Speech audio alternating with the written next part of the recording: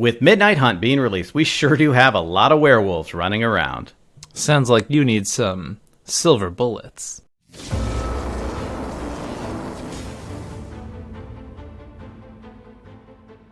Hello, everyone, and welcome to the Playing with Power podcast, the podcast where we talk about all things cEDH, EDH, and Magic the Gathering. I'm your host, Ryan. And I'm your host, Ian. Today, we're going to be talking about silver bullets in cEDH.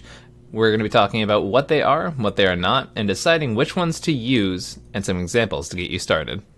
Yep, but before we go any further, really wanted to talk quickly about our sponsors, TCG Player, Dragon Shield, and support from viewers and listeners like you over on Patreon. When you purchase your cards and accessories, make sure you get them from TCGplayer.com. They give some of the best prices on the internet, and you get to support local game stores in the process. When you receive that product, make sure to protect it with Dragon Shield accessories. They are the best in the business when it comes to quality, and Playing with Power has been using them to protect our stuff for years. Also, this content comes from the support of viewers like you over on Patreon. We have all kinds of benefits for our patrons, including Patreon meetup days, Discord access, entry into our webcam tournaments and leagues, and a whole host of others. And today we are specifically shouting out Michael Jordan. Yes, the Michael Jordan. Thank you so much for supporting Playing with Power. It helps everything we do here. Yeah, they're a huge supporter, yeah. Love your shoes, man. I'm sure that's the first time Michael Jordan's ever heard that joke. I'm so clever and creative. Okay, so let's go ahead and dive into today's topic, which is, just like Ian said, silver bullets. Now, before we go into silver bullets and specific examples of them and what they do, I think it's really good to just kind of establish our baseline and really define what silver bullets are, what they're not, what they're used for, what they're not used for, what people misconstrue as a silver bullet, those types of things. So the dictionary definition of a silver bullet, if you will, is a simple and seemingly magical solution to a complicated problem. So you see this on cards all the time. Hey, you open a pack, or you're looking through a deck and you're like, wow, that really hoses that certain deck I'm always against. This is just a silver bullet against that particular deck. This is amazing. I'm running this right now. Those are usually the things that you think about when you think about silver bullets. So silver bullets are cards that specifically hate a specific deck or strategy. So when we talk about silver bullets, we're not talking about just, this is anti-Gitrog or this is anti-Najeela attack. Yeah. This is, this can also encompass things like strategies, like, hey, this is anti-ad nauseum. Hey, this is anti-mana dork, or these types of things as well. Yeah, I think it's pretty interesting because in 60 card formats, they would be the cards that you would find in the sideboard. So, for example, let's talk about Burn, a classic example. The whole point of that deck is to put your opponent to 0. And then they came out with Weather the Storm, Modern Horizons 2, which gains you life equal to the storm count in that turn times 3. That's a classic example of like a perfect hate piece against Burn, and what you would consider a silver bullet card, because a Weather the Storm for like 4 or 5 is something that Burn really can't come back from. So that's a perfect silver bullet example. Yeah, and that's actually the perfect example of it, in my opinion. So you have this card that you normally wouldn't run main board, but you instead put it in the sideboard for games 2 and 3 in your 60-card formats. Well, this format doesn't really allow for that. We're a best of one. We have no sideboards. Contrary to what so many people would rather have us do, wish boards, sideboards, Karn boards, all those kinds of boards. Karn boards. Karn boards. I'm telling you, man, Mycosynth Lattice is always number one spot in a Karn board. I would love a Karn board. I would too. I really would love a Karn board. But we don't have that luxury. So unfortunately, it has to be one of the 99. And that only allows us a certain degree, I would say, of leeway that we're allowed to have against certain silver bullets. So, and that usually leads us into what our next subject of defining silver bullets is, which are things that are commonly mistaken as silver bullets that I wouldn't necessarily say are silver bullets in all contexts.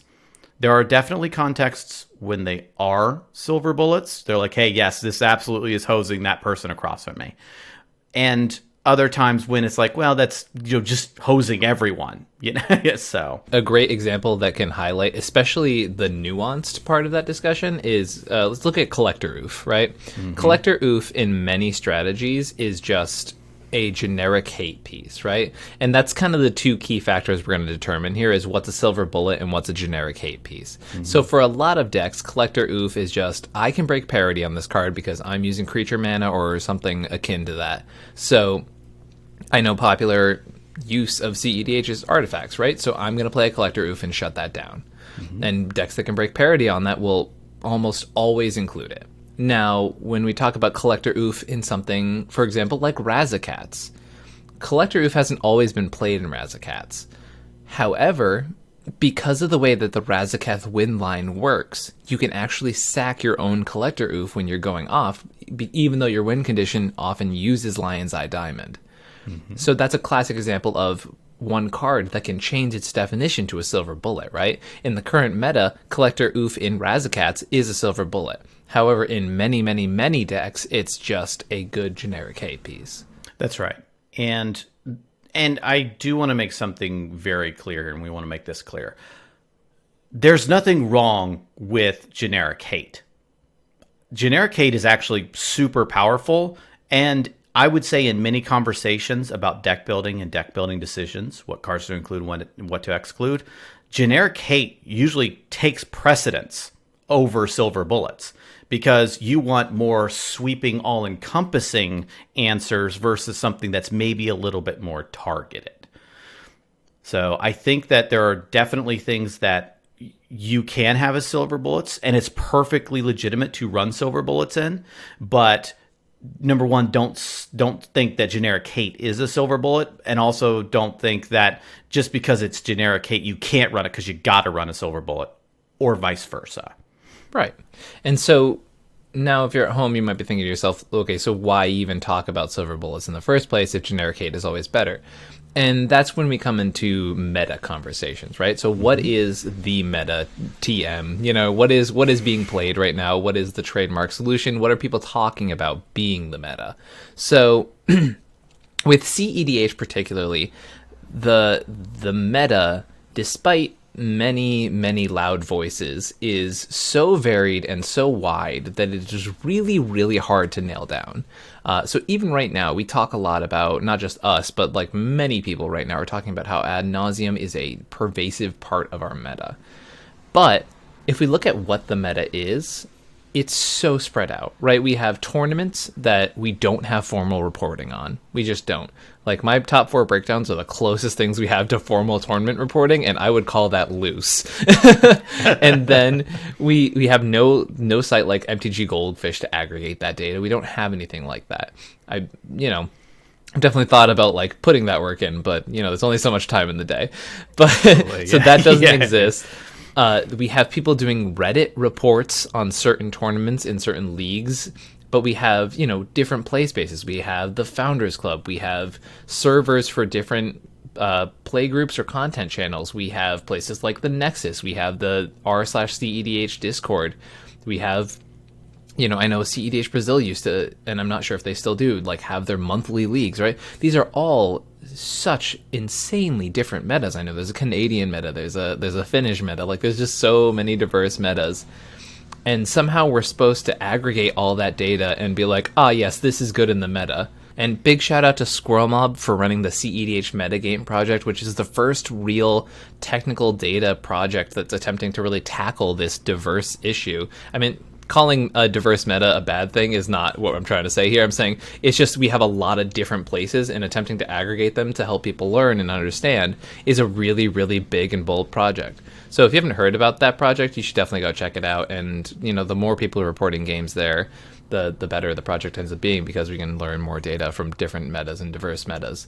But that's the only real compounding information resource we have here, right? So how do you say to yourself, with all of that lack of specificity, with all that lack of a clear defined meta, how do you know when you're going to tech in these silver bullet cards, right?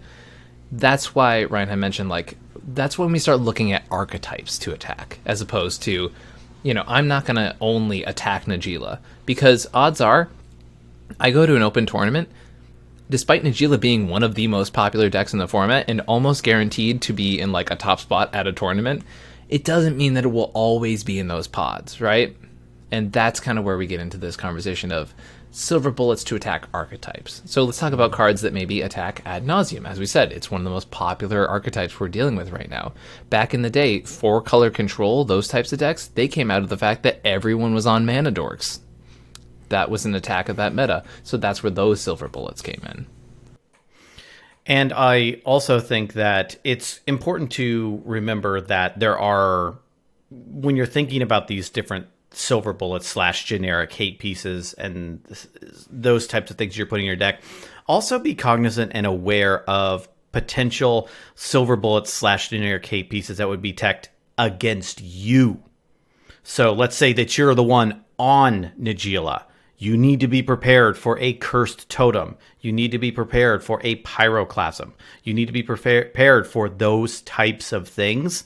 And so it's important to have a good understanding of these things, because not only are you going to know what to be up against, but what's going to be up against you, like against you as a hate piece or a silver bullet against your deck. So very, very important to understand all sides of this type of thing. Right, and you also might need a silver bullet for scenarios in which your deck might be weak to a certain deck in the meta. So, for example, when I was first kind of getting into cEDH, like really hardcore, I was playing Lavinia for a little bit. I know, shout out to Cal. And I was in a meta with Najeela in it. And Najeela, way back, old versions of Lavinia, used to be like lights out for Lavinia. Like, Lavinia just could not beat Najeela in the old versions of that deck. And that required very specific pieces. I used to have to play like way more Wraths than Lavinia ever wanted to have to play, or like specific targeted hate pieces to take out Najeela, just because I needed silver bullets to be able to deal with my worst matchup. So maybe if you're in a deck that has one really polarizing matchup, look at pieces that you can easily have access to that may help you swing that matchup back in your favor. Mm-hmm. A classic example I come up with that is more recent is Cody. Cody folds to a lot of hate. It folds to the Collector Roofs. It folds to the Cursed Totems. It folds to all kinds of stuff because of just what it is. It's an artifact. It's a creature. It comes from your command zone, so it folds to Drenith Magistrate. It folds to all of these different hate pieces. So, and because of that, you have to be a little bit more aware of what's going to possibly be against you, because they might be teching against something like Najeela and inadvertently tech against you too. Truth. So having to be aware of those types of things is also super important. And so Cody will play things like Force of Vigor. Because there's just an artifact or an enchantment it might need to remove at one point. And a lot of times those are the types of things it can try to get rid of to clear itself out to be able to go off. So before we go on, just to kind of establish the baseline, some ideas of generic stacks and hate that we're talking about here that isn't necessarily, would be considered a silver bullet in every single instance or case are things like your Graph Digger's Cage. Graph Digger's Cage, fights against Underworld Breach strategies. It fights against Yisan, the Wanderer Bard. It fights against Razakats. It fights against anything that cares about its graveyard or library. It fights against El Shatop, and you see how it encompasses so many things. Yep, Neoform, Eldritch Evolution, Green Sun Zenith, all of those Birthing Pod green for tutors, Blood Pod. Yeah. And so you see how it's just this really generically good piece. And so it's not necessarily what we would call a silver bullet in most contexts. So like, it shuts down my Underworld Breach. Be like, it shuts down about 10 strategies. So sure, you're just one of the group, So that's not to say it's bad because it's not a silver bullet. It's just saying that that's what we're trying to set as a definition. And as we said, sometimes these generic hate pieces, because they hit so much, are better, right? And that's what we want to think about is like what, despite it not being considered a silver bullet, doesn't mean you shouldn't be playing it. It just means we're trying to define what we're talking about specifically in this conversation. Mm-hmm. And also, there are plenty of instances where that should be favored over your silver bullet. So that's another thing. Another one is Drenith Magistrate. I mean, sure, there are some things that just want to play from their hand to be done, but I don't know of a soul who doesn't want to use their commanders.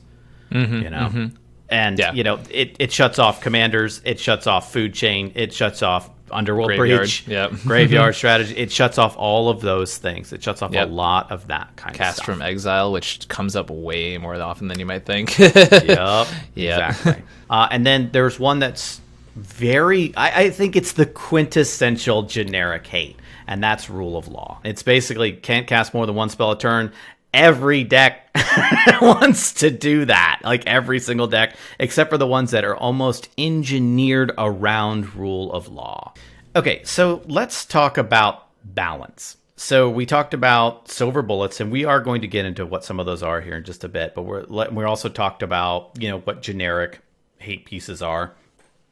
Where do you find the balance in that? Where do you say, no silver bullets, only generic hate, I only want to run the best cards, and you end up losing because you get hosed or you fold to a certain archetype or strategy that could have used more of a silver bullet, but then maybe you have a fear, or maybe you might end up going too far in the other direction and get so laser targeted on anti-Nagila or anti-Nas that you just lost to Selvala. You know, because it just beat you by comboing off in its hand, you know, just comboed off in its hand, and that was it. So there's a balance you actually have to strike between generic hate and more quote unquote silver bullets. So the first thing that I usually say is whenever you're looking at silver bullets and which ones to include, or what people would call your spicy tech, if you will, this is good anti-Nagila tech or whatever. You look at the deck building as a whole. So first look at the deck from a holistic how many 1,000-foot view. Don't look at it from the floor. Look at it from the canopy. And when I say that, I think about it along the lines of minimizing your dead draws. You know, so at what point in the game do you say, I really needed something better? And if you're finding yourself as you're goldfishing your deck, saying that a lot, you know, if I'm like, you got to think, am I going to be in a pod without Nagila in it?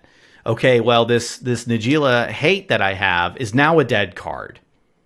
So I always say, try to minimize your dead draws. And I think there's also an argument for proactivity versus reactivity, right? If you're playing a deck like Korvold Turbo Nas, that might not be the deck that you play Silver Bullets in, right? That is a deck where you want to go for your game plan and you want to be as proactive as possible. And you are trying to get out an early dockside, turbo out your Korvold, draw a ridiculous amount of cards, do Underworld Breach stuff, blah, blah, blah, blah, blah. Do it all fast, quick, and effectively. Silver Bullets aren't that deck's cup of tea. However, if you are the Timna Thrasios player who's trying to grind out the mid-range pod and you see a lot of an archetype, maybe that's something you start focusing on, right? Because in that point, you are either an adaptive or reactive role, right? You are trying to go with the flow of the table and figure out what your opponents are doing and stop it.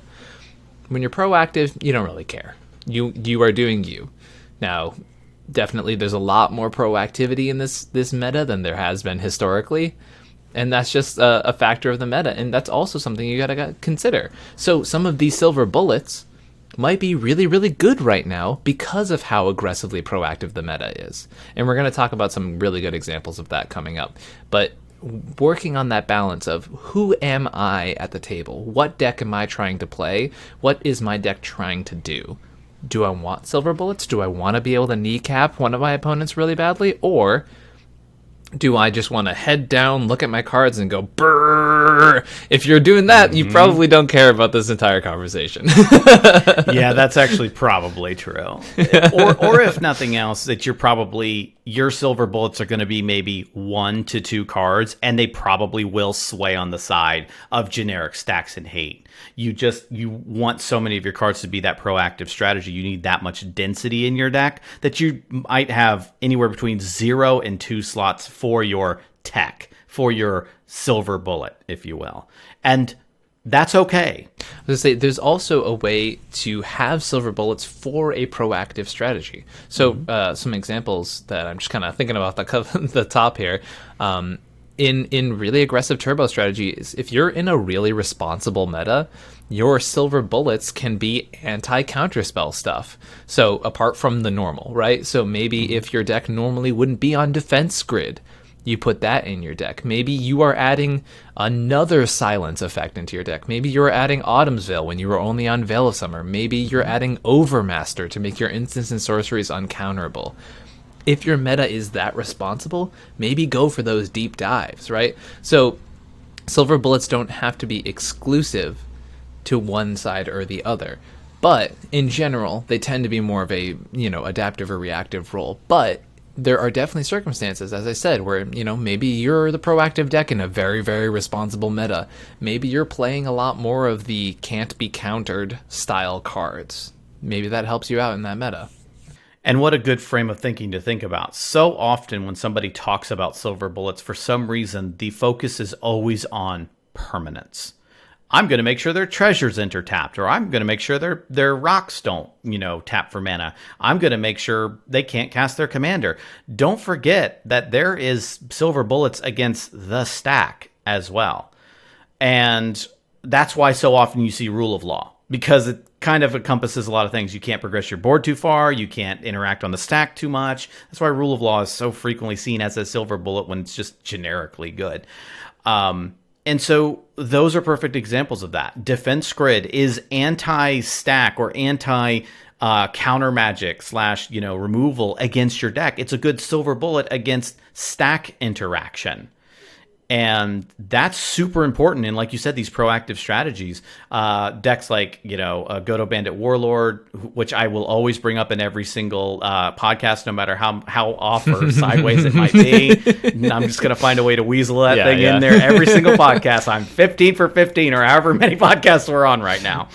So, but it runs Defense Grid for that exact reason. It's because it's instant speed removal / stack interaction that shuts the deck down. So, you've got that Nature's Claim for my helm, and now I'm gone. Well, with the Defense Grid out, it's really good silver bullet tech against that kind of stuff. And that really leads us into the next part that we want to talk about when it comes to finding the balance, and that is not shooting yourself in the foot. And the reason that we say that is because there are people that put in silver bullets that hurt your strategy just as much as it hurts your opponent's strategy.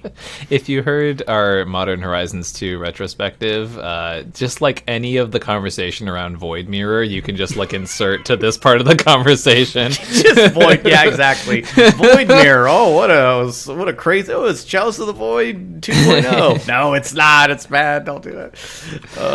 Chalice is a great example. The amount of times I've talked to people who are like, for example, bringing up Chalice of the Void in Winota and have asked me why we don't just jam Chalice on one. And I've often been like, please refer to deck list of Winota and look at how many 1-drops we are playing. What do you mean? We cannot do this? Mm-hmm. Yep, that's exactly right. It's one of those things where, you're like, oh, this really hoses them. You're like, oh no, I am also here at the table, and I need to win too. Oh, wait, it hoses me as well. How about that? Yeah. Chalice of the Void is a classic example, because you really have to play around Chalice of the Void. I have seen Chalice of the Void in decks where, I'm going to be frank, have no business being in there. They don't. They really don't, in my opinion. I'm like, do you have any idea how many of those you're running? Of this, what are you going to do? Chalice on 3, play 6? That game is over. Yeah. By the time you're trying to Chalice on 3, that's not happening. Yeah. It's probably the de facto card I see that happen with the most is people who have no idea how to break parity on Chalice of the Void. Exactly. And because that requires some deck building discipline as well. And that's the thing. A lot of times there's so many facets to the silver bullet conversation that people just don't think about, where they say, okay, I'm going to totally throw Chalice in the Void in here because I see all these top deck tutors and I'm going to Chalice on one and get them all. Be like, nah, man, you're just basically saying I can't ever cast a 1-drop if I ever resolve Chalice. Well, neither can my opponents. Yeah, neither can you. That's what Chalice does. That's what Void Mirror does. You're not the only one here. And that's what people, I think, sometimes forget. I wanted to say that as the segue because you mentioned Defense Grid. Defense Grid is a perfect example because Defense Grid is a really good way to have a colorless solution. So if you're in limited colors or colors that just don't support it, Defense Grid is a perfect way for you to stop that instant speed interaction or removal. However, if you Defense Grid and pass, you just handed the game to the player. Yeah, you handed the person next to you because you just made everyone's Force of Will cost 3 more. There's a like, I don't know if you can call it like a motto because it's more of like an idea, but like Defense Grid pass is saying Defense Grid concede. Like you just can't. Defense Grid king make. Yeah, Player to my left. Yeah, exactly. That's why when Lier came out, I I literally called the deck Defense Grid. Is that you? Because you just make everything unable to be countered. It's so ridiculous to be able to like not win with that card right away. And same thing with Defense Grid. It's like you have to be able to jam that and immediately win, or else you're like, sorry, person, I know you tried hard to win this game, but I thought the next person should win instead. I really, really enjoy the person to my left, and they deserve a W. Yeah. So I'm going to give them a Defense Grid protected win. You are welcome. Please put me on your Christmas card list. So don't shoot yourself in the foot. So there's also something to be said about choosing the right silver bullets, but also playing them at the right times. And we had conversations in previous podcasts where we talked about how Stacks is just really, really hard to play, and we won't begrudge anybody who just does that on accident. They chalice on 1 and then their next 3 draws are a 1 drop, this card is awful. So just be aware of shooting yourself in the foot when you're talking about silver bullets. Make sure that silver bullet doesn't kill you too. A one I usually see a lot besides Defense Grid is Root Maze. So Root Maze is that 1 green enchantment, artifacts, and lands into the battlefield tapped. That's 99% of all mana generation in cEDH. Yes, you got me on the mana dork strategy, right? But, how are you breaking parity with Root Maze? You're like, yeah, hoses X, so many people because it slows everything down. Yeah, it's slowing you down too unless you're finding an active way to break parity on it. So if you're going to play something like Root Maze, like Defense Grid, make sure that you're either building your deck accordingly or that you're actually finding a way to use it properly. Yeah. So I have an interesting example of that. So in Winota, we're not on Blood Moon anymore, but we're still on Magus of the Moon. And I've had many games where I've actually chosen to whiff on Winota triggers when Magus of the Moon is in my top 6 because I don't have a basic Plains out. And I have no way of getting a basic plane soon. So I'll be in a scenario where, I lock down player A and player B, but player C is playing Urza, and I'm not going to stop them from going off, and I can't even continue casting my own spells. And obviously, Winota has many times where, you don't really need to cast any more spells because Winota just wins in the command zone. But there have been times where I'm like, I need to keep casting spells if I want to keep up with this Urza player, and locking myself out of white right now will just concede the game to that player. And in watching out the balance of those, and obviously our conversation today is more about balancing the deck list and whether to include these pieces, but also whether to play these pieces is also a really interesting part of the conversation. Whether, maybe don't jam your silver, we're going to talk about Lavinia as one of our silver bullets. If you know your opponent has a Force of Will that's the only interaction to stop player A from going off, don't jam a Lavinia, because then that means they lose that Force of Will, right? So things like that. You got to worry about these silver bullets and the balance of having them and playing them during the game too. Mm-hmm. It's so well put, because there's too often when people will put that silver bullet out and just inadvertently hand the game to somebody else. I love Magus of the Moon and Blood Moon as examples, because I can't tell you the amount of times that those have hit the battlefield and you just handed the game to the person casting Dockside and completely breaking parity on it. Because guess what? You can cast Dockside with Mountains. How about that? And now they have mana of all colors to be able to do with whatever they want. So they could care less about that Blood Moon. And so you have to be very aware about the side effects or the implications of your silver bullets. Not only don't shoot yourself in the foot by, slowing yourself down or locking yourself out, but don't shoot yourself in the foot either by inadvertently throwing the game in a multiplayer format. So you remember that you have, at any given point in time, 2 allies. I know this is free for all, and a lot of people instinctively think of it like you have 3 enemies. But at any given point in time, even between turns or even phases of a turn, you have allies. So don't make enemies out of those allies and then just lose the game. So don't jam that Blood Moon against the 4-color control deck, who can probably stop the Adnos player from going off, because you're like, well, I don't want them to use their Force of Will on me too, so I'm going to stop it. That's not the right approach. Yeah, and this is definitely, I feel like this could be an entire conversation, because the nuances of playing stacks effects in cEDH is like 17 hours of dialogue that would just scratch the surface. So we could probably move on past this point. Probably. We've probably droned on enough about it. There is one last thing that I do want to talk about, and those are what I call golden bullets. So we talked about silver bullets, we talked about generic hate. Now I want to talk about golden bullets. These are the types of cards that laser focus on one thing. So these are the ones that are absolute devastators against one thing, and people put an abnormal amount of preference on it because it hoses that thing so hard. So the classic example, well, it's not a classic example, it's an example that I usually use, and it is called Psychic Surgery. So Psychic Surgery is 1 and a blue for an enchantment. It comes from New Phyrexia. It's a random 40-cent rare that no one has ever heard of. But it says, whenever an opponent shuffles his or her library, you may look at the top 2 cards of that library. You may exile one of those cards, then put the rest on top of that library in any order. So let's say that you lose to Gitrog loops, and you're running Urza or something like that, and you're like, I'm so sick of losing to Gitrog loops. I've just found this amazing card in the bulk rare pile at my LGS. It's Psychic Surgery. This completely hoses Gitrog. I'm absolutely going to jam this in my Urza deck, because now every time they resolve a Shuffle Titan, I remove one of their cards. And the way that the deterministic loops work and blah, blah, blah, blah. Basically, you're saying with Psychic Surgery on the battlefield, they're going to exile their library, and or they're going to not do their loop. It's as simple as that. And you put such an emphasis on the fact that you do this that you start grasping at straws to justify your reasoning. You say, oh, wait, it stops top deck tutors too. This is an amazing card.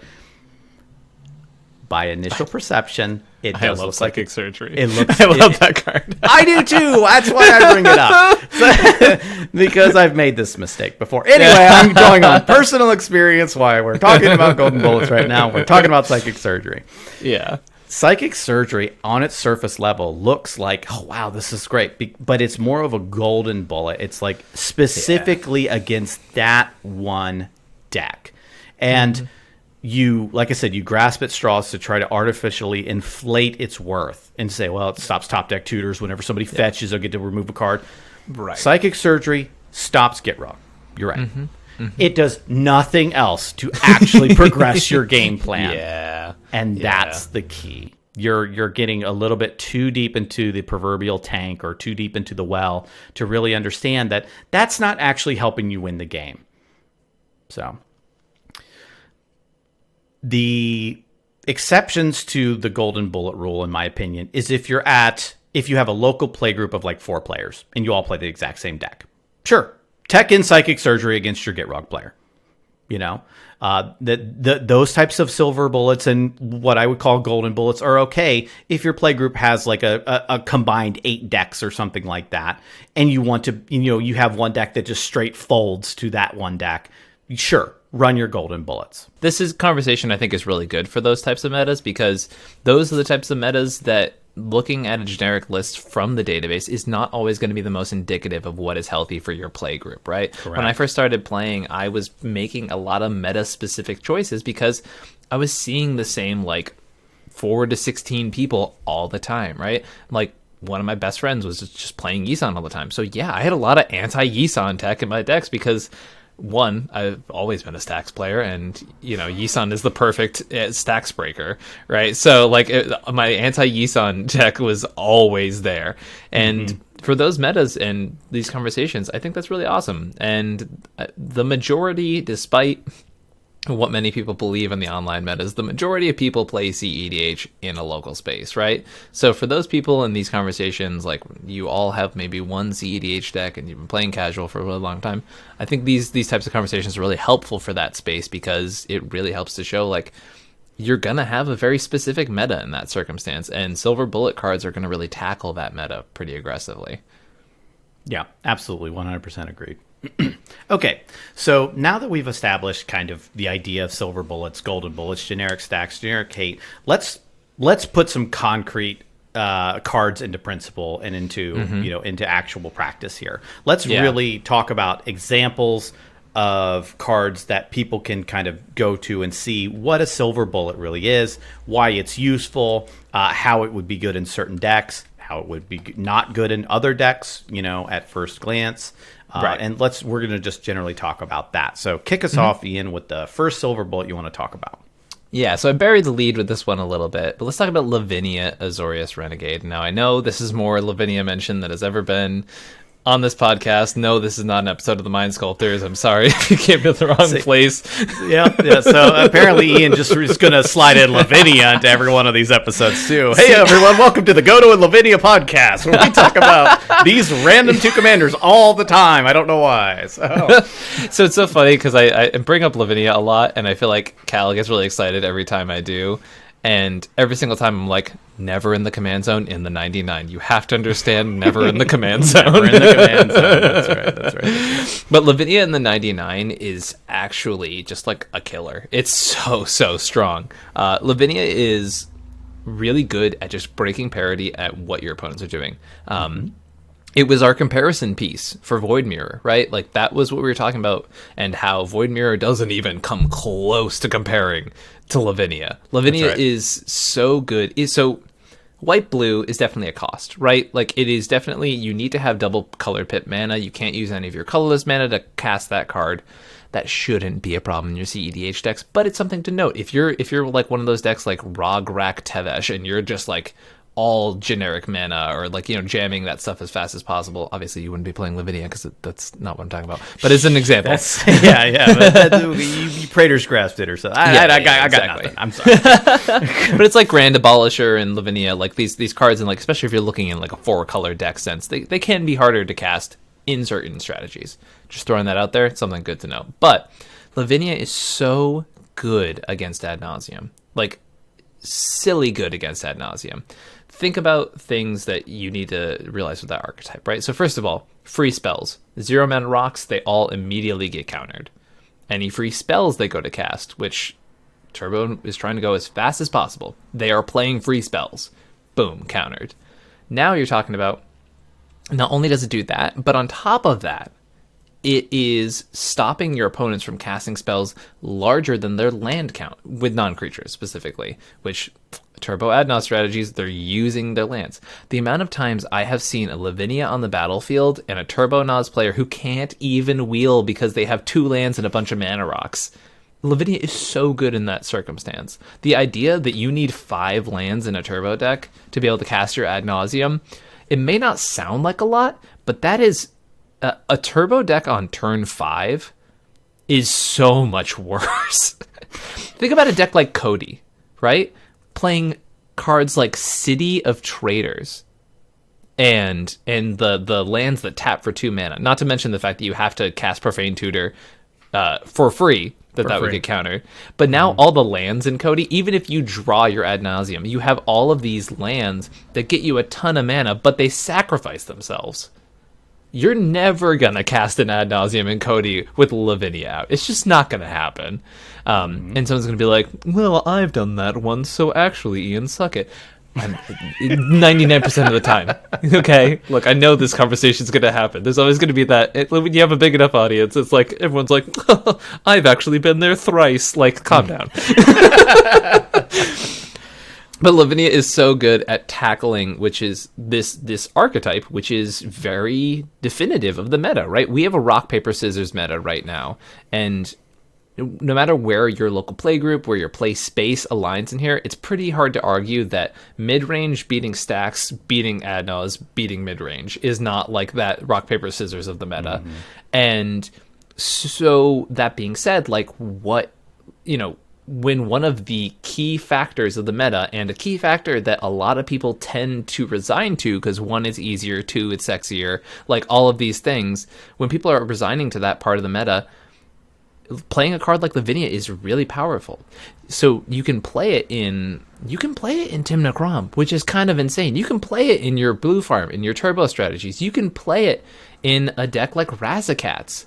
That's a bear that's giving you cards from Tymna, on top of the fact that it's probably just hosing an entire strategy. So it's a great example of a silver bullet that can fit into your archetype without a lot of stretching. Mm-hmm. One of the things I love about Lavinia is that it breaks parity.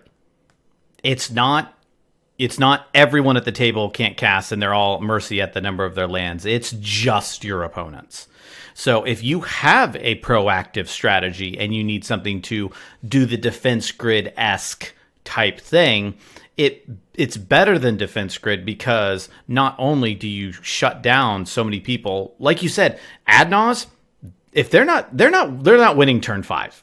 Everyone else is stabled out. Everyone's stabilized the board. They're not winning turn 5. It's just not happening.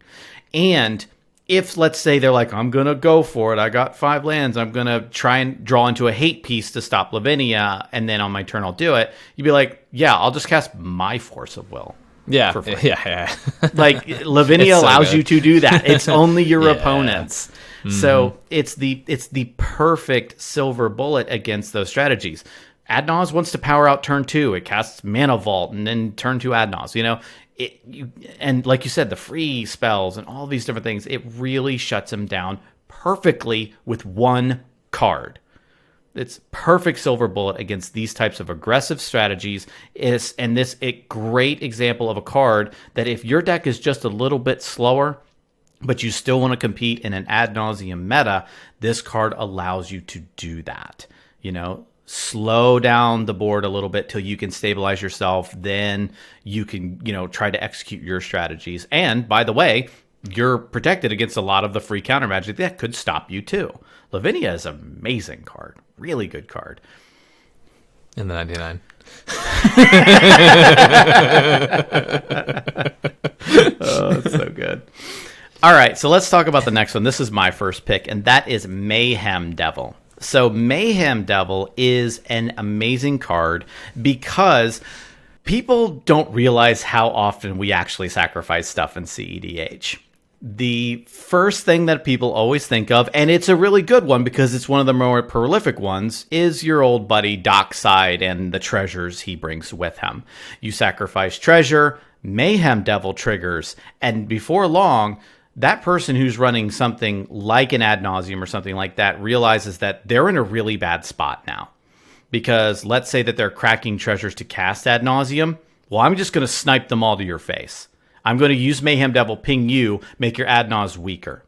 Let's say that you're in a place where you've got certain stacks pieces on the board and somebody's sacrificing things. I'm going to start sniping off your mana dorks, maybe your commander, something like that. One of the things I love about Mayhem Devil is it breaks parity. Because now, this isn't symmetrical that the person who sacrifices their treasure gets pinged.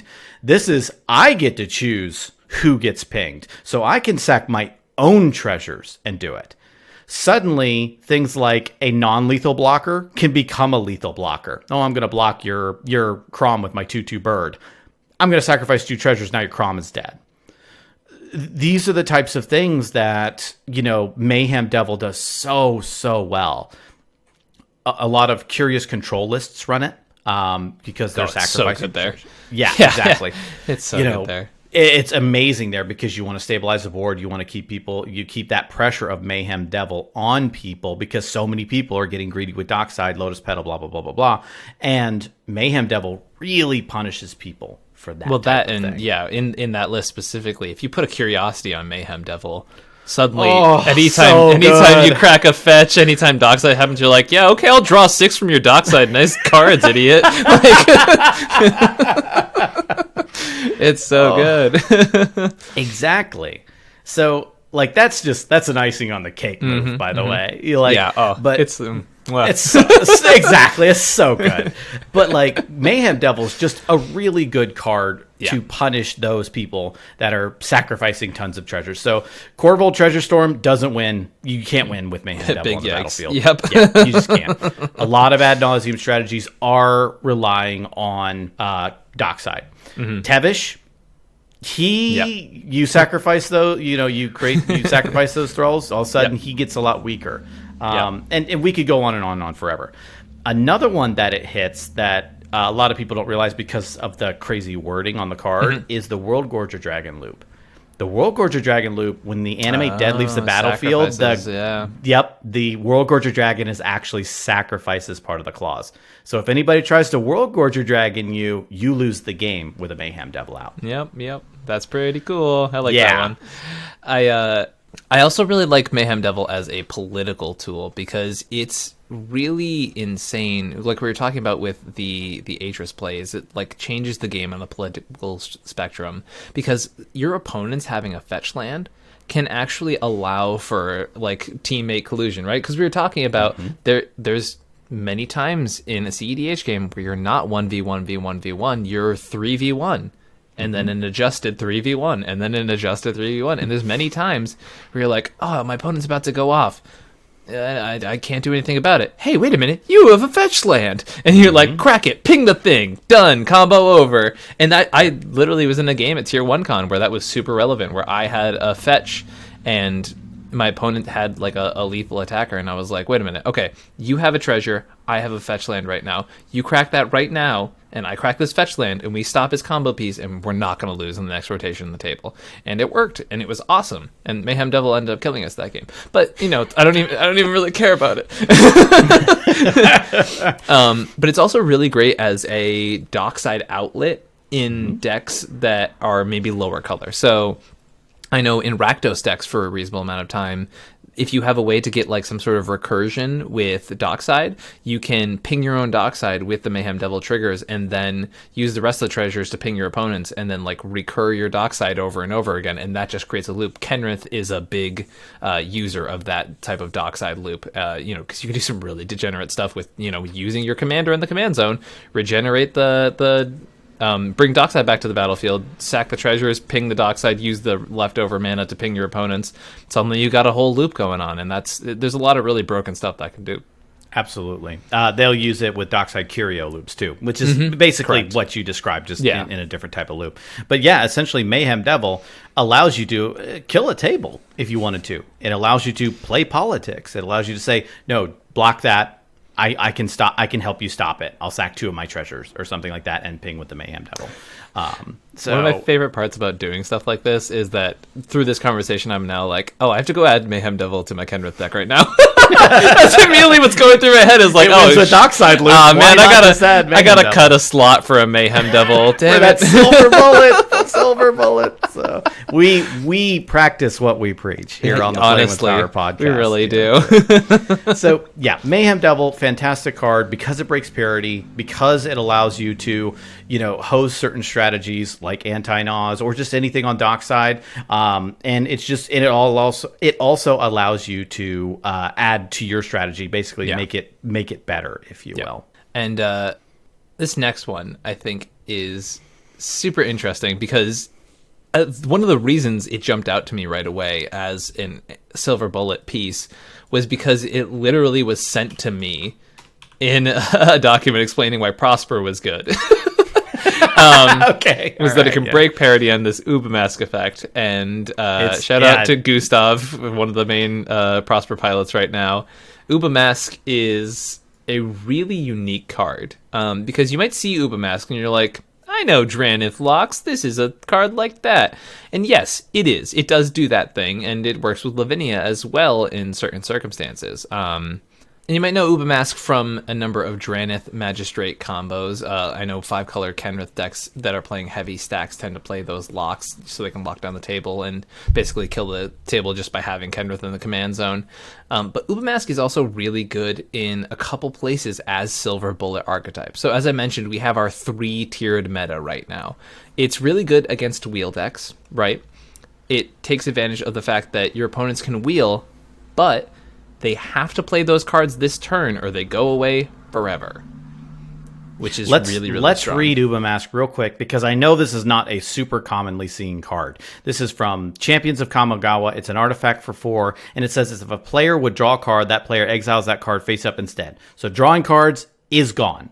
No more. You're just exiling cards. And then its second ability reads, each player may play lands and cast spells from among cards they exiled with Uba Mask this turn. Right. So it's not, you don't just, this isn't like a knowledge pool thing where they all just go into a central pool and you just play them. It's whatever you exile this turn is what you can use. Yep. And that's it. So if you Uba Mask wheel, your opponents better have some really cool instants or they go away forever. Yeah, it's like stripping their hand away. That's exactly right. You've stripped their hand, a la Notion Thief, a la, Hull Breacher. Rip. Not as good, but it's really good anti-wheel and mass draw. Hey, you're absolutely right. And so if you're thinking like, oh, hey, I'm looking at a lot of these decks in my meta, you have a pillar of the meta where you're playing in a heavy mid-range meta. This is also really strong in that meta, because in the mid-range meta, what you're seeing a lot is people drawing with Tymna, drawing with Thrasios, even crazier. Mystic Study, Mystic Remora, Sylvan Library, all of these cards and all of these effects in which you're just trying to get raw card advantage. And then suddenly, when your Thrasios is just exiling 4 mana to get a card for whatever turn you activate the Thrasios ability on, that is significantly worse than having those cards in hand. That means basically like 4 mana, sometimes if I'm digging for interaction, I hope I hit interaction off the top of my library and I can't hold any of it forever. Now, it's definitely one of those scenarios where Uba Mask can put you in a scenario like with Defense Grid where, suddenly your opponents are running out of interaction because they can't draw any cards. But if you're in a deck that won't outdraw a lot of these grindier mid-range decks, Uba Mask is really good. I see it played a lot in stacks lists, not just because of the Drannith Magistrate lock, but because of the fact that a lot of mid-range decks can tend to outgrind those lists. Stacks lists don't need your mid-range opponents to have interaction, because the whole point of a stacks list is to stop people going off. So if your mid-range opponents don't have interaction, in a stacks deck, that's kind of the place to put these types of cards, right? And when your opponents can't outgrind you, which is usually how mid-range decks go over the top of stacks decks, then suddenly you're in a really powerful position. So if you're in a deck like Heliod, which has no innate card advantage, but has really powerful 1 for 3 or 1 for 5 stacks pieces, right? And now suddenly Uba Mask says, and because all my cards do so much more against the table, and my opponents can't draw to get out of this pressure, there's really not much more they can do.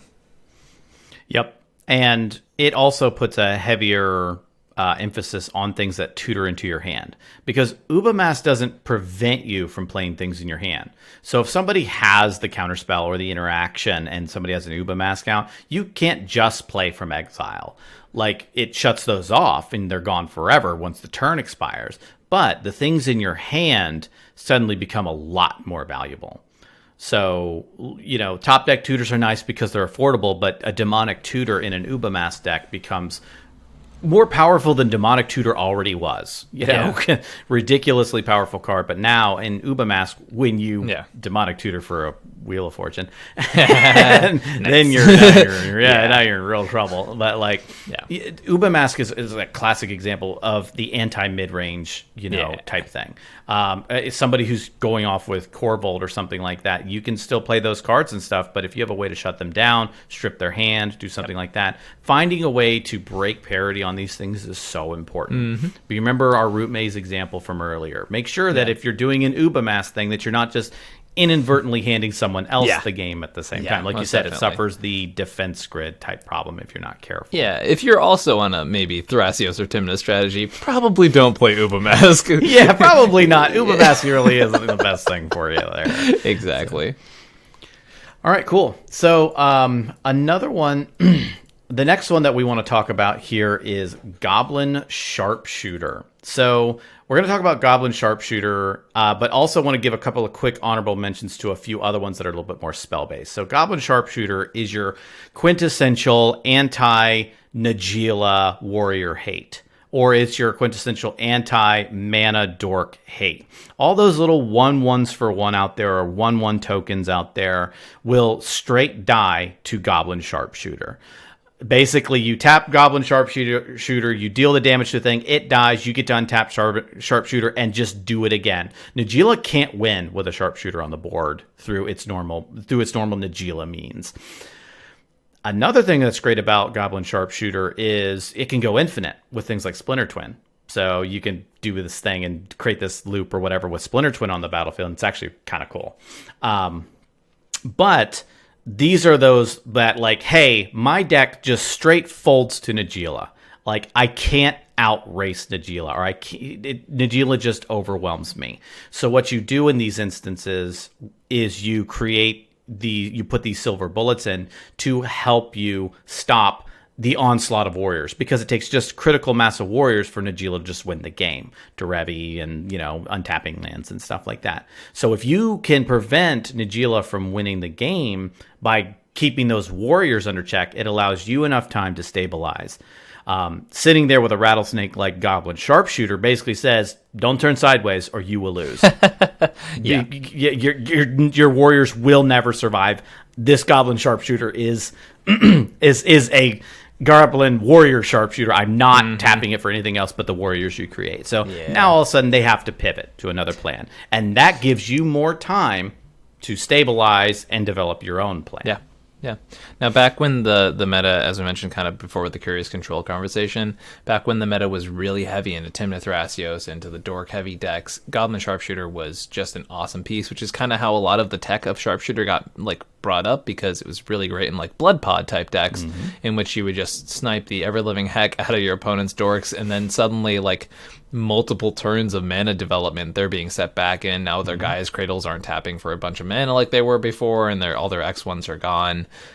There's a lot of really key pieces. I remember back when Sharpshooter was in Winota in the early days, back when green was more prevalent, I remember I had an opponent who I would play often, who just main Najeela, just was absolutely the deck that person played all the time, and every time Sharpshooter came down, it was just loud expletive across the table. It was just always all right, if Summoning Sickness is gone, I no longer have the potential to win this game unless I rip Thoracle Consult, neither of which I have in my hand right now. Exactly.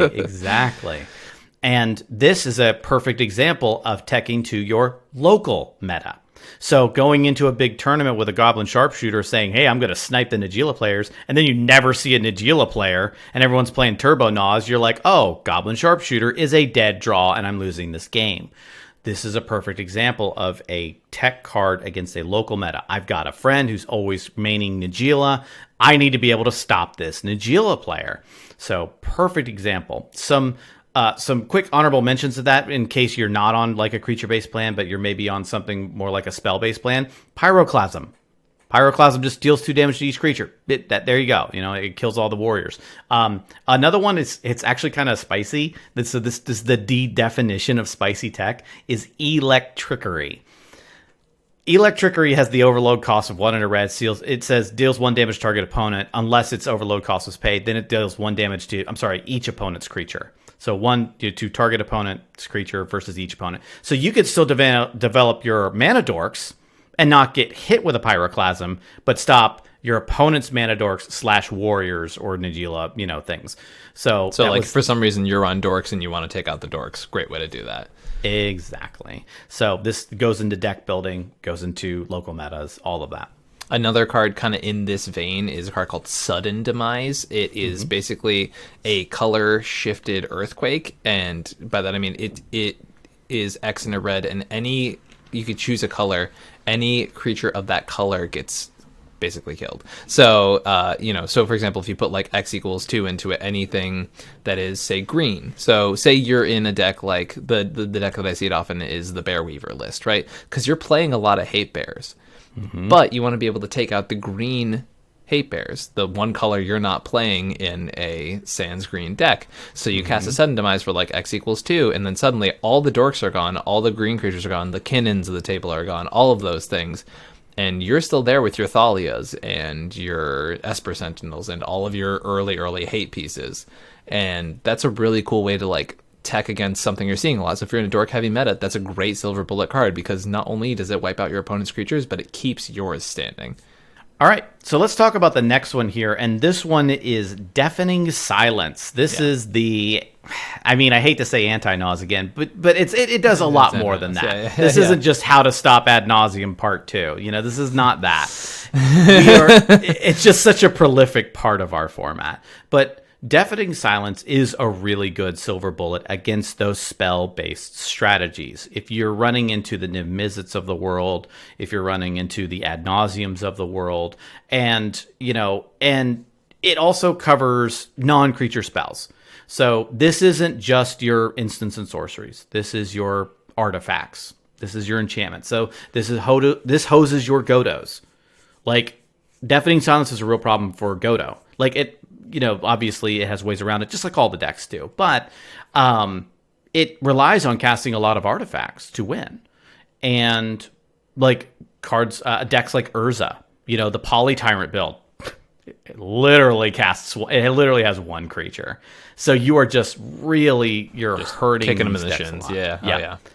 Another great thing about Deafening Silence is that stack interaction hate that we talked about earlier. Yeah. You know, you'll see Deafening Silence in a lot more of these stacks builds. It doesn't only belong in there, but you see it in a lot of those builds because they don't handle the stack as well as other decks, you know, are built to do. And so this is really good silver bullet tech against those things. Oh yeah, you can counter it, but you know, if you cast that spell and I counter it, it's basically you're completely vulnerable. You're left out in the open. You have no way to protect yourself with a Deafening Silence out. So, and one of the reasons you might be like at home saying like, this should fall under the generic hate category.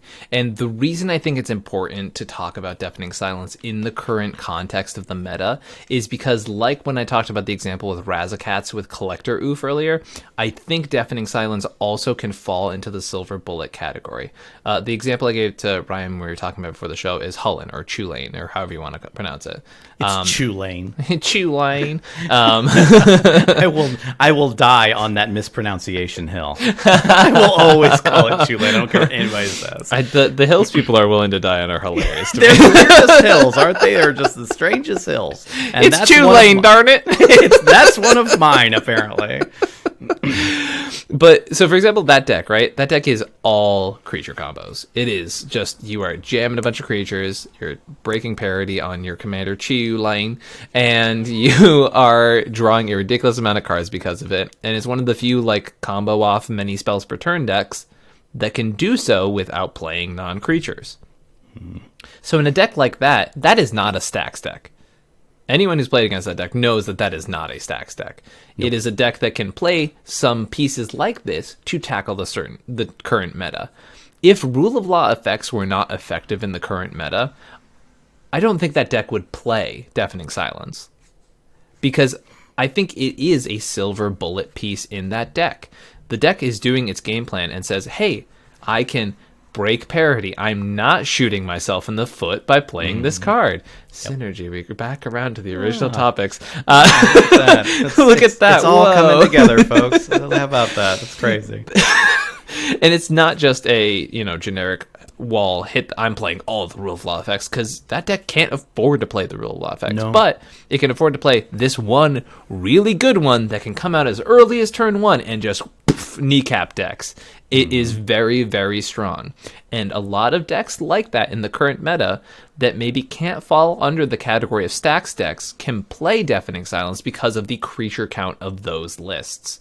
Some examples of probably some more fringe archetypes you can think of, things like Thrasios Livio, which plays a ton of creatures and then tries to blink all of them. A lot of mid-range decks, some pod lists. I know Dominic or Thrasios, I was experimenting with a Deafening Silence variant of the list because a lot of the time you're going off with creature combos anyways, right?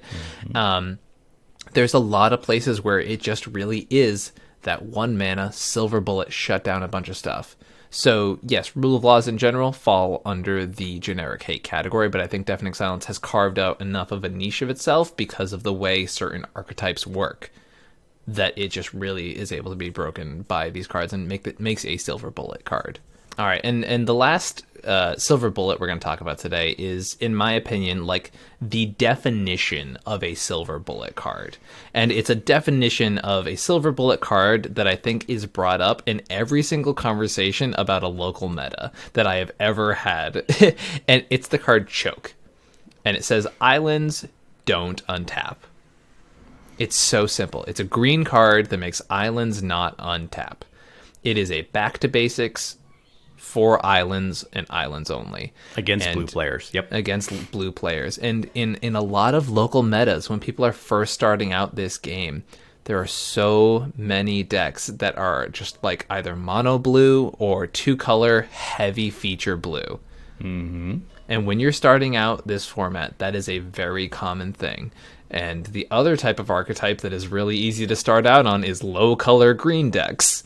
Yes, it is. Yes, it is. So if you are playing, I don't know, Budget Gitrog, or you're playing Gisan, the deck that I have mentioned way too many times for a deck that is on the fringe of this format, and, you know, other archetypes maybe that are not like green minus blue. Yeah, Choke you've arms raced your Selvala, and before now you want to do cEDH Selvala. Exactly. And if you're in a really control heavy meta, or if you're just in a meta where you want to have the advantage against those darn blue players in my meta, you know, slam that Choke, put it in there. It is the exact definition of a silver bullet card. Mm-hmm. Which kind of brings me up to a point. So unless you're an old modern player, or you've kind of, you know, experienced modern in some of the more recent times with some of the more fringe choices, or you've been playing the game for a really long time, how do you ever find a piece like Choke, right? So Choke is kind of like, it's been around enough where people know about it. And if this is your first time hearing about it, sweet, you learned your pretty cool card. Yeah. But how do you find the Chokes of the world? Which is a sentence that sounds disgusting.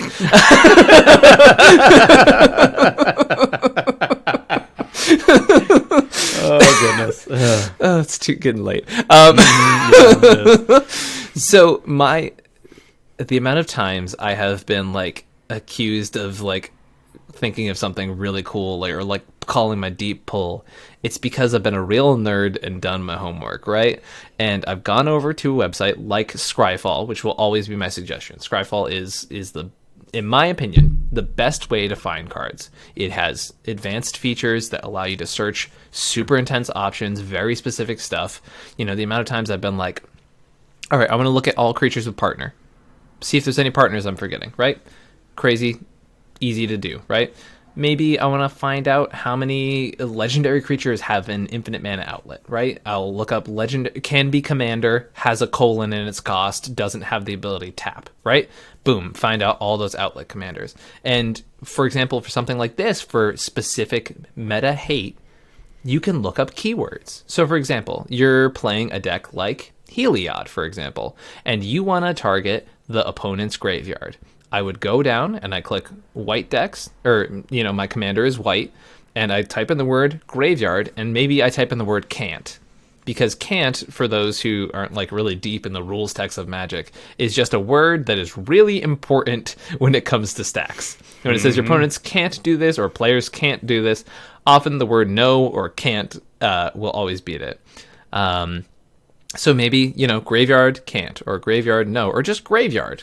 Maybe you'll find something even spicier down there. And you can just scroll down. And that's how you find really weird cards like Ashes of the Abhorrent, if you want to break parity on a graveyard in a way that doesn't hose your deck as well, right? And you can look and go through these options.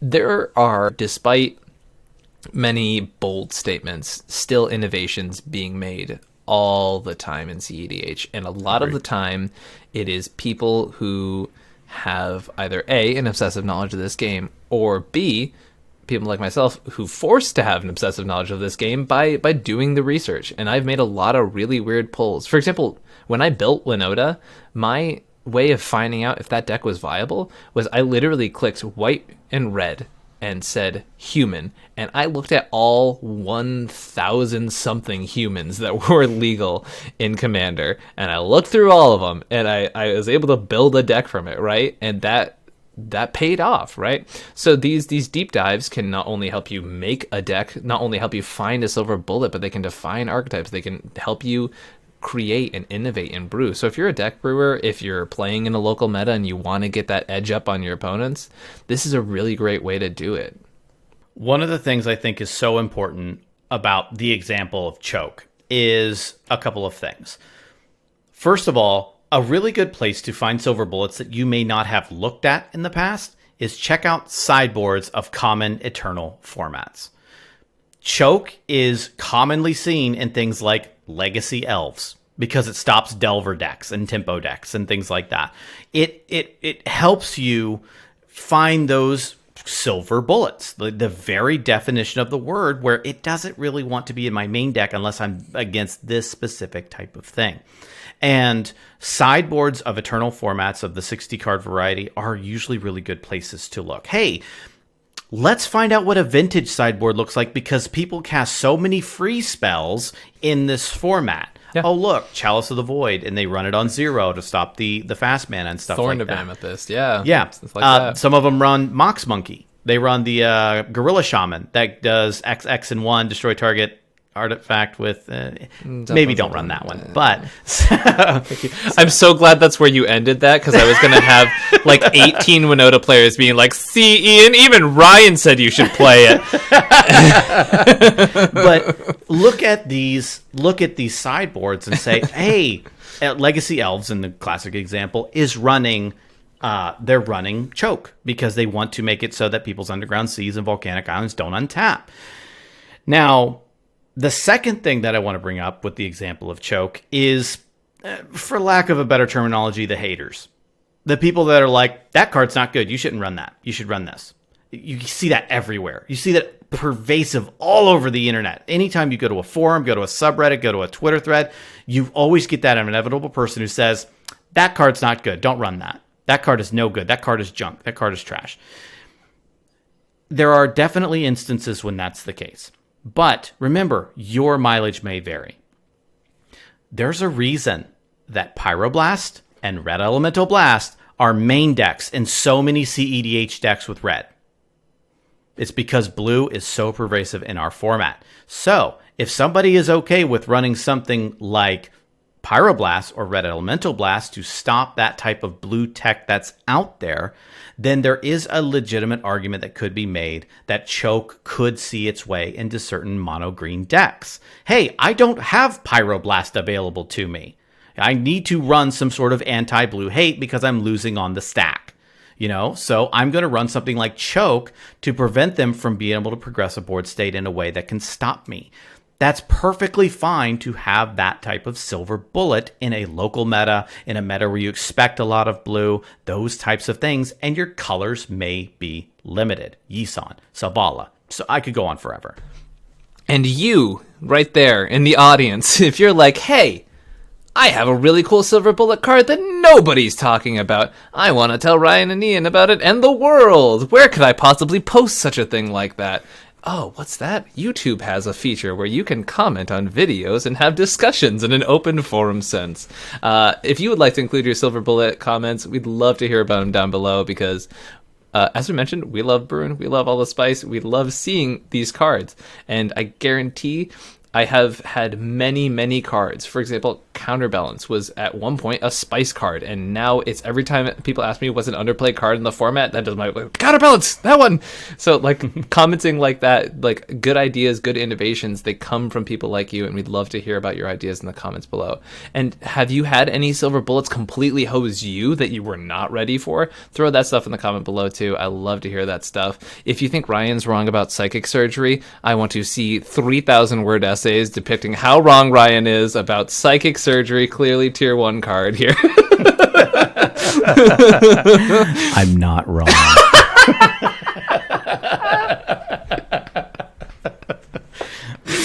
I take that as a challenge, viewers. So if you think Ryan is wrong, throw it down in the comments below. All right. So big thanks again to all of our sponsors, CCG Player, Dragon Shield, and all of your guys' support out there, viewers and listeners like you on Patreon. If you're watching this on YouTube, give us a comment, like the video, comment about how great psychic surgery is and how wrong Ryan is. But also give us a subscribe if you're not already a subscriber. If you're on your favorite podcast aggregator, you're listening to this on your way to work, on your way to commute during your lunch break, we really appreciate all of you. Give us a review on places like Apple Podcasts, Spotify, et cetera, et cetera. Cool. And if you're like, hey, I heard that that Ian guy's gonna rag Ryan about psychic surgery, or you're like, man, I want to hear more from the guy who came up with Winota, the best Boros option in the competitive format. Sorry, Cole. And you want to hear more about stuff and ideas and innovations like that, check out Comedian MTG, my own personal channel, where I do things like top 4 breakdowns. Last week I did a stream with Arabo Cat Stacks, which was a really grindy game, but it was fun, and the banter between players was a good time. So a lot of stuff like that, innovations, top 4 breakdowns, brewing. You want to find more stuff that you can't just find here on PWP, check out Comedian MTG. All right, awesome. And with that, we are going to wrap up this episode of the podcast. We want you to tune in next time when we talk about our favorite format and our favorite game, Magic the Gathering. Thank you so much for listening and watching, and we will see you next time.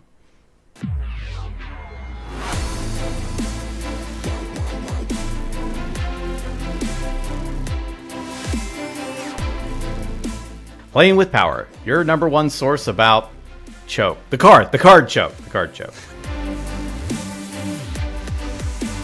With Midnight Hunt being released, we sure do have a lot of werewolves running around. Sounds like you need some silver bullets.